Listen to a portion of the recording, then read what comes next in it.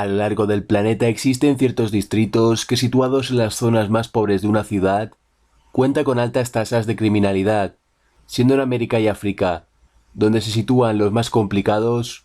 Veamos cuáles son los 5 barrios más peligrosos del mundo. West Point es un barrio situado en la ciudad de Monrovia, Liberia. Este distrito africano es un conjunto de favelas que está en la capital del país, donde malviven más de 75.000 personas. No existe luz, agua ni alcantarillado, por lo que es un lugar sin higiene que vive en época de posguerra, donde el tráfico es común. Cité Soleil es un barrio haitiano situado en la ciudad de Puerto Príncipe. El país más pobre de América tiene en este distrito uno de los lugares más peligrosos del mundo. Existen campos de refugiados donde hay un gran hacinamiento y falta de higiene.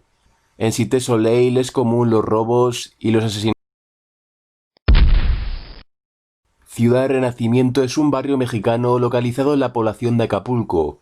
La ciudad más peligrosa de México tiene en este distrito, generando altas tasas de robos y asesinatos.